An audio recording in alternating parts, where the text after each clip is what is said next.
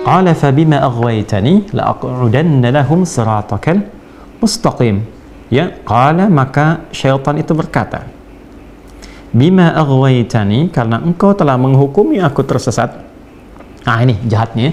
Jadi saya katakan tadi di awal, jika memang keangkuhan, kesombongan itu sudah menyelimuti keadaan satu makhluk, ya, saya tidak katakan seseorang, tapi satu makhluk, bahkan kalangan jin sekalipun, jangankan manusia, jin sekalipun, jika tertutupi oleh sifat kesombongan itu, maka potensi untuk mendapatkan pencerahan yang mengembalikan pada kebaikan, untuk mendapatkan hidayah yang menggugurkan semua potensi buruk untuk menjadi baik, itu akan menjadi sulit didapati, ya, karena celah-celah mendapatkan pencerahan, kebaikan, hidayah itu tertutup oleh kesombongan tadi.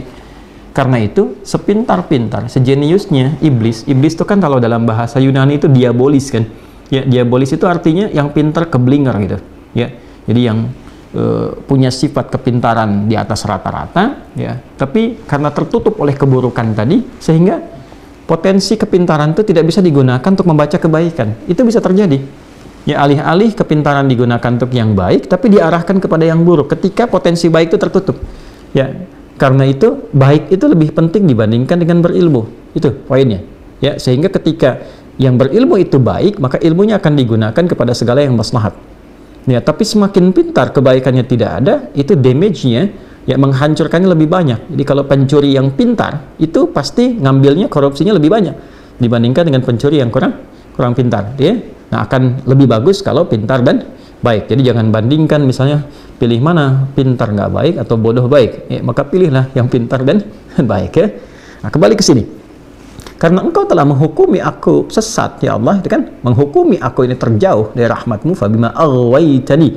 Ya, ghawa itu kan sesuatu yang melampaui, ya, sesuatu yang lewat dari batas, gitu ya, ya, sesuatu yang tidak biasa. Aghwa itu menghukumi sesuatu yang telah melampaui batas, ya, sesuatu yang kelewatan, gitu kan. Ya Allah, engkau telah menghukumi aku kelewatan, ya, aku tersesat, aku bersikap yang kurang bagus, gitu kan. Nah, tertutup dia oleh keburukan tadi, la'aq'udanna lahum siratakal mustaqim. Karena itu aku putuskan, ya, aku ingin buktikan, ya, kehebatanku itu, kata syaitan, ya, keangkuhannya dia ingin buktikan dengan apa?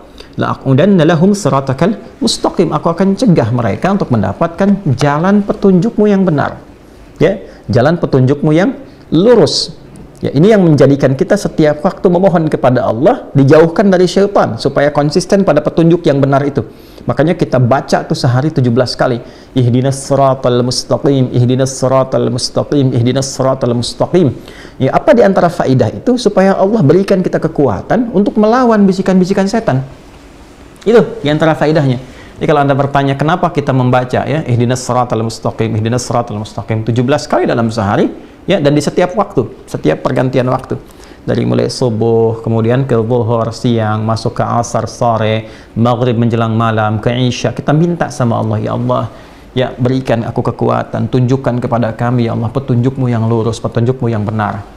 Ya, untuk minta kekuatan, supaya ditanamkan dalam jiwa kita. Nanti saya akan bahas apa kaitannya dengan keadaan jiwa.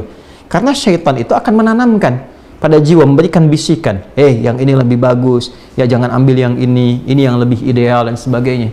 Sehingga alih-alih misalnya seorang hamba menunaikan salat, dia bisa tinggalkan salatnya untuk mengejar sesuatu yang tidak penting. Ya? Kan ada sekarang orang mengejar untuk dapatkan satu peluang pekerjaan dan tega meninggalkan Jumatnya hanya untuk menjaga, ya, toko tertentu misalnya, atau jualan tertentu misalnya, yang dia pun tahu sebetulnya rezekinya di tangan Allah. Ini aneh memang orangnya. Dia sudah paham rezeki di tangan Allah, Allah yang memberikan rezeki kepadanya, tapi dia mengerjakan perbuatan yang menjauh dari Allah dan tidak disenangi oleh Allah Subhanahu wa ta'ala. Itu bagian dari godaan. Itu ditanamkan kepada jiwa. Makanya orang-orang yang sering sholat terkoneksi dengan Allah Subhanahu wa ta'ala, ya kan? Dia mengoneksikan dirinya untuk menyembah Allah, sujud kepada Allah Subhanahu wa ta'ala, dan berkata kemudian dalam berdirinya, ihdinas siratal mustaqim, itu diberi kemantapan dalam jiwanya. Nanti saya akan terangkan, ya, bagian itu pada hal yang terpisah. Diberi kemantapan. Sinyalnya gampang. Begitu nanti ada bisikan pada keburukan, hatinya pasti akan mencegah. Ini sinyal baiknya. Jangan lakukan ini nggak bagus. Jangan lakukan itu, kok akan celaka, kok akan begini. Itu kemantapan yang dimaksudkan. Nah, di sisi lain, syaitan, ya, telah bersumpah, dia berkata, la'aq'udanna lahum siratakal mustaqim. Ya, itu bahasanya menggunakan kata la'aq'udanna, itu sudah menggunakan tekad kemudian diisi dengan nun taukid tsaqilah lagi.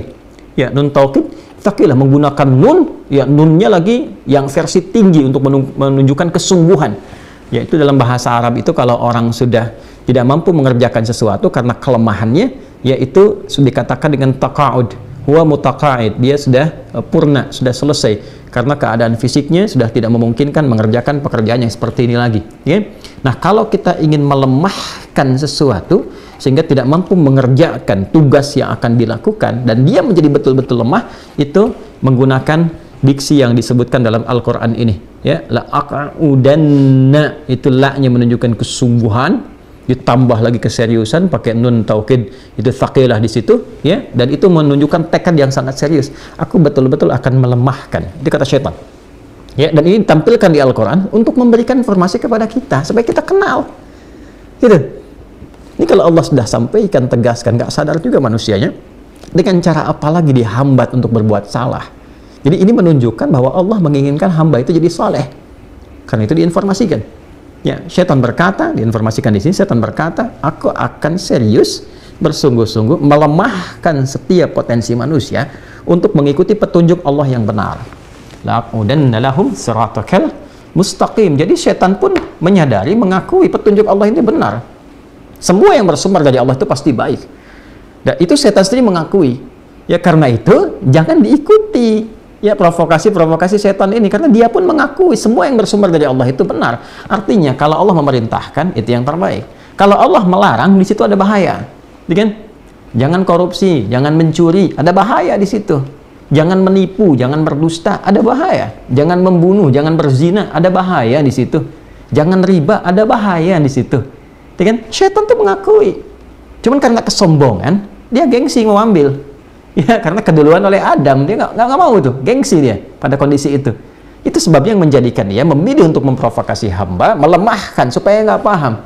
Ya, jangan mencuri, diberikan gambaran-gambaran seakan untuk dengan mencuri itu jadi lebih nikmat, jadi lebih banyak, jadi lebih elit, jadi lebih luar biasa, pengaruhnya hebat, harta dapat datang dengan cara yang cepat, banyak lagi, sehingga semua diangankan, digambarkan, lupa dengan petunjuk. Itu yang dimaksud la'aqudanna lahum. Ya, saya kelihatannya lebih enak. Jangan zina, tetap aja ada yang zina. Karena digambarkan gitu. Tahu, dalam hati kecilnya tahu mencuri itu salah, korupsi itu salah, zina itu salah. Tapi kenapa masih dilakukan? Ini problemnya. Karena nggak kenal dengan cara kerja syaitan ini. Nggak kenal. Ya, jangan riba, masih riba. Ya kan? Jangan zina, masih zina. Tiap hari berita kelihatan, ini selingkuh dengan ini zina, ini begini, ini begitu. Ya kan?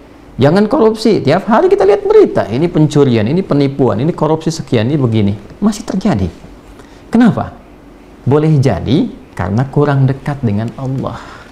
Ini, ya kan? Bahasa gampangnya kurang ibadah, kurang sholat, jarang baca dengan benar ihdinas siratal mustaqim. Sholatnya nggak khusyuk, kelihatan kayak yang sholat, tapi nggak khusyuk, nggak fokus dalam sholatnya. Sholat pun karena ada motivasi tertentu saja. Ini problem, itu juga ada dalam Quran. Ada orang yang sholat itu karena motivasi tertentu, karena ria, pencitraan, karena ngejar sesuatu, disebut dengan celaka. Kasihan, fawailul lil musallin alladzina hum an salatihim sahun alladzina hum yura'un. Ada lagi sifat nifaq, munafik, kelihatan, ingin cepat-cepat, ingin buru-buru, karena tuntutan tertentu saja. Motivasi sholat pun karena ingin mengejar dunia. Itu problemnya. Sehingga tidak ada kemudian keistimewaan dari kalimat itu yang menghunjam kepada jiwa, yang betul-betul meminta kepada Allah untuk dilindungi. Ini poinnya. Dan dahsyatnya apa? Di ayat ke-17 ya teman-teman, ثُمَّ لَآتِيَنَّهُمْ مِنْ بَيْنِ أَيْدِيهِمْ, kan? Kemudian wa min khalfihim wa an aymanihim wa an syama'ilihim wa la tajidu aktsarahum syakirin. Ini poinnya. Ya. Dan dia betul-betul sudah bertekad karena menggunakan lam tadi, kemudian nun taukid, tsaqilah di akhirnya. Ya, nun taukid tsaqilah itu menggunakan tasydid di atas nun berharakat fathah. Ya, untuk menunjukkan satu kesungguhan yang sangat luar biasa. Aku betul-betul bertekad dengan segenap kemampuan akan melemahkan hamba itu, ya, supaya apa? Supaya tidak mendapatkan petunjuk dari Allah, dan saat yang bersamaan, ini poin yang paling besarnya, aku pastikan semua sifat pelemahan itu akan aku kuasai dari semua arah yang memungkinkan manusia beraktivitas, yaitu dari depannya, dari belakangnya, kanan dan kiri. Ya, kenapa nggak atas dan bawah? Yang pertama, pada umumnya manusia nggak ada yang beraktivitas ke atas. Pada umumnya ke depan, ke belakang, ke kanan, ke kiri. Itu ya, pada umumnya. Dan nggak ada yang beraktivitas ke bawah. Ya, pada umumnya ke depan, ke belakang, kanan, dan kiri. Yang kedua, ada yang menafsirkan bahwa atas itu adalah jalur petunjuk. Ya, jalur yang diberikan oleh Allah untuk memberikan hidayah. Jadi nggak akan menentang itu secara langsung, nggak akan frontal. Ya, kalau nggak tersambar halilintar tuh. Ya, selesai gitu. Ke bawah pun jalur kematian, ya sudah meninggal nggak digoda lagi. Ya, nggak ada kerjaan, setan yang stres tuh kalau masih menggoda orang yang sudah meninggal dunia, nggak ada kerjaan kan. Ya, jadi atas dan bawah tidak terganggu di situ, tapi depan, belakang, kanan, dan kiri, semua potensi arah yang dituju manusia nggak akan lepas dari was-was atau provokasi yang ditimbulkan dari syaitan.